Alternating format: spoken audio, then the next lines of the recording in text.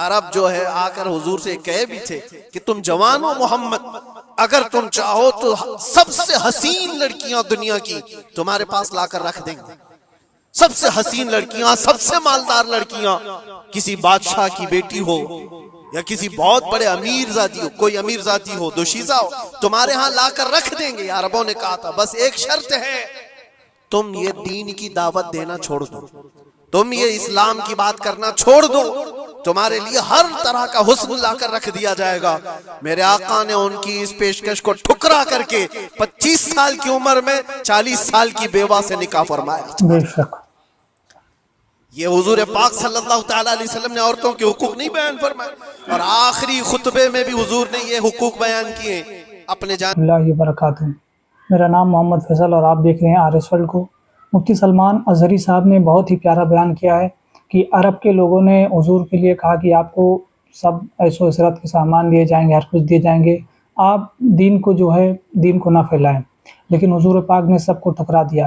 اس کے متعلق مفتی سلمان اظہری صاحب نے بتایا ہے، آپ اس بیان کو پورا ضرور سنیں، انشاءاللہ تعالیٰ آپ کو دل کو سکون ملے گا، اور ویڈیو اچھی لگے تو ویڈیو کو لائک شیئر ضرور کر دیں۔ سے پہلے عورتوں کے معاملات میں تم کو اللہ سے ڈراتا ہوں کہ ان کے ساتھ حسن سلوک کرو۔ اسلام میں کوئی چیز باقی نہیں چھوڑی حضور۔ یہ آخری خطبہ تھا حضور کا آج کے دن، عرفہ کے دن حضور نے یہ فرمایا تھا کہ آج کے دن میں اعلان کرتا ہوں، کوئی گورا کالے سے افضل نہیں، کوئی عربی اجمی سے افضل نہیں، تم سب کے سب کلکم من آدم و آدم من تراب، تم سب کے سب آدم سے پیدا کیے گئے ہو اور آدم کو مٹی سے بنایا گیا۔ یہ حضور پاک صلی اللہ علیہ وسلم نے فرمایا ایکویلٹی، برابری، یکساں حقوق۔ دنیا جو کہتی ہے کہ سب کو برابر کے حقوق ہونا چاہیے، یہ سب ڈھکوسلے ہیں، دعوے ہیں، کسی کے ہاں کوئی برابری نہیں۔ برابری کس کو کہتے ہیں پتہ ہے؟ برابری اس کو کہتے ہیں کہ ایران سے کسرا کا کوئی قاصد آیا تھا مدینے میں حضرت عمر کے زمانے میں، یہ ڈھونڈنے کے لیے کہ بادشاہ کا محل کہاں ہے۔ مدینے میں لوگوں سے پوچھا کہ تمہارا بادشاہ رہتا کہاں ہے، تو لوگ ہنس کر کے کہے ہمارا بادشاہ ہوتا ہی نہیں۔ کہا پھر کیا ہوتا ہے؟ کہا امیر المومنین۔ کہا اچھا وہی امیر المومنین، اس کا محل کہاں ہوتا ہے؟ پھر لوگ ہنس پڑے، کہا اس کا محل نہیں ہوتا ہے، اس کا محل ہی نہیں ہوتا ہے۔ کہا پھر کہاں ہے؟ کہا دیکھو وہ پیپل کے جھاڑ کے نیچے سو رہا ہوگا۔ ایران کا قاصد آیا ہوا ہے جن کی پوری فوج میں سرسری چھا جاتی تھی عمر ابن خطاب کے نام سے، وہ پیپل کے جھاڑ کے نیچے سو رہا ہے۔ وہ آیا اور جا کر کے دیکھا تو ایک درخت کے نیچے حضرت عمر فاروق ننگی پیٹ آرام فرما رہے ہیں۔ برابری کی بات یہ دنیا کرتی ہے لیکن کوئی ایکویلٹی کسی کا نہیں ہے۔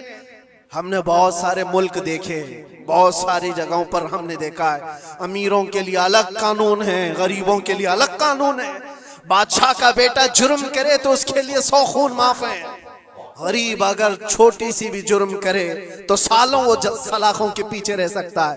یہ ایکویلٹی کی بات دنیا کرتی ہے، اور اسلام جس ایکویلٹی کی بات کرتا ہے وہ کیا ہے؟ نبی پاک صلی اللہ تعالیٰ علیہ وسلم اپنے آخری دنوں میں، یہ آخری دن ہے، صحابہ کو جمع کر کے فرماتے ہیں کہ میرے جانے کا دن قریب آ چکے، تم میں سے کسی کا کوئی حق باقی ہے تو مجھ سے لے سکتا ہے، کوئی حق باقی ہے، وہ سید الانبیاء ہے جن کی ایک زبان پر اللہ تبارک و تعالیٰ کسی کو جنت عطا کرے۔ وہ رسول کہتا ہے کہ تم میں سے کسی کو کوئی حق باقی ہے تو لے سکتا ہے۔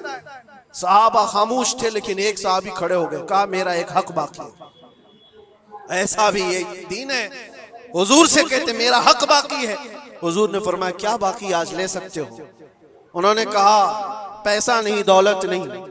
ایک بار یاد ہے جنگ میں جانے کے وقت آپ صفیں درست کر رہے تھے، صفیں درست کرتے ہوئے میں تھوڑا صف سے آگے آ گیا تھا اور آپ کے ہاتھ میں چھڑی تھی اور آپ نے مجھے چھڑی سے مارا تھا اور میں آج وہ بدلہ لینا چاہتا ہوں۔ اللہ اکبر، رونگٹے کھڑے ہو جاتے ہیں سن کر۔ انہوں نے جیسے ہی کہا صحابہ کی گردنیں تن گئی۔ کہا کون ہے جو سید الانبیاء سے بدلے کی بات کرتا ہے؟ حضرت عمر تلوار نکالتے، حضور نے فرمایا خاموش عمر، یہ اسلام ہے، یہ اسلام ہے، اندر رکھو۔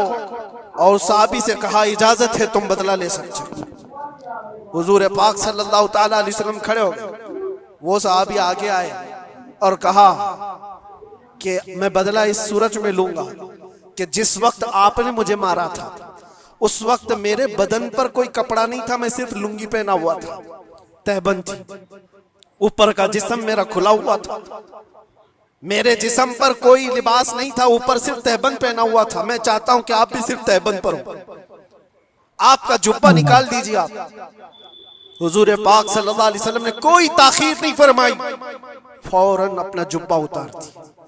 صحابہ دیکھ کر کے حیرت زدہ تھے، سب کے جسموں پر کپ کپی تھی، یہ کون بندہ ہے؟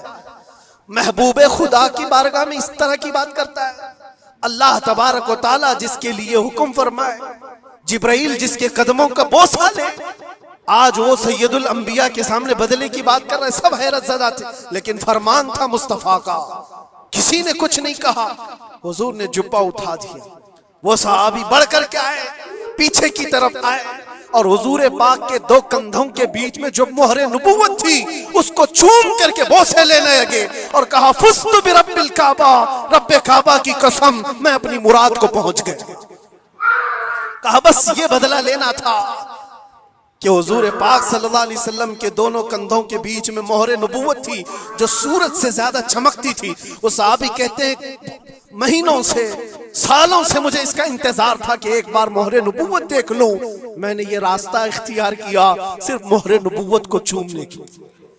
واقعہ تو اپنی جگہ پر، لیکن حضور سید الانبیاء نے اپنے آپ کو جو پیش فرمایا، بتاؤ کوئی اس سے زیادہ ایکویلٹی کی بات کر سکتا ہے؟ کوئی آئے جواب دینے کے لیے جنتا کے سامنے تو پتہ چلے وہ صرف دین اسلام ہے۔ آج کے دن حضور کا یہ خطبہ بھی تھا، حضور نے فرمایا جاہلیت کی جتنی رسمیں تھی آج میں ان کو پیروں سے رون دیتا ہوں۔ حضور نے فرمایا سب کو میں نے رون دیا، اور جتنے بھی سود کے معاملات تھے میں نے سب کو ختم کر دیا۔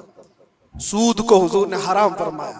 مسلمانوں اس بری بلا میں کبھی نہ پڑنا، اس لیے کہ میں نے اپنے مطالعے میں دیکھا اس سے زیادہ ہلاکت والی چیز کسی کے بارے میں میں نے نہیں سنا۔